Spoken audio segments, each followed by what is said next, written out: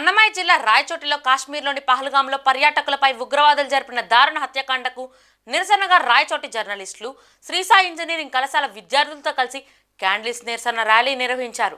MRO కార్యాలయం నుండి bus stand Netaji circle వరకు ర్యాలీ నిర్వహించారు. నేతాజీ సర్కిల్ సమీపంలో పర్యాటకులను హతమార్చి ఉగ్రవాదులపై కఠిన చర్యలు తీసుకోవాలని, భారతీయులు ఐక్యతను చాటాలని పాకిస్తాన్ డౌన్ డౌన్ అంటూ నినాదాలు చేశారు. సామాన్యులు ఉగ్రవాదుల తూటాలకు బలి కాకుండా కేంద్ర ప్రభుత్వం తగిన చర్యలు తీసుకోవాలని వారు నినాదాలు చేశారు.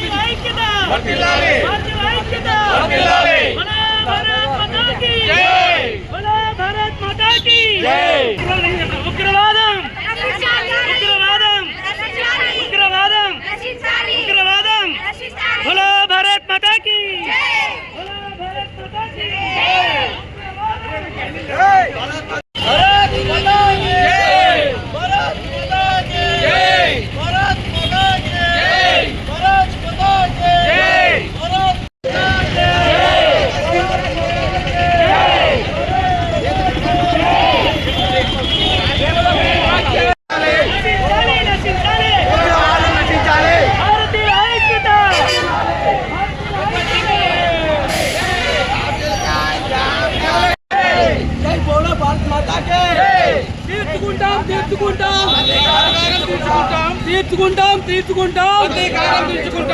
దెబ్బకు దెబ్బ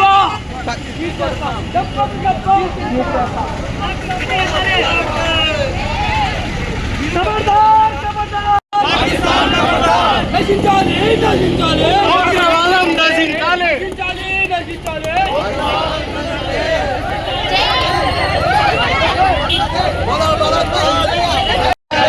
నశించాలి నశించాలి భారతీయుల ఐక్యత భారతీయుల ఐక్యత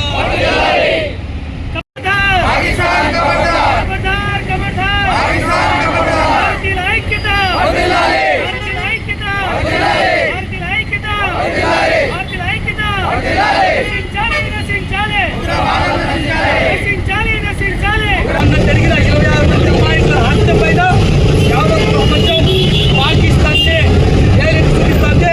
పాకిస్తాన్కి సంబంధం లేకపోతే పాకిస్తాన్లో ప్రధానమంత్రితో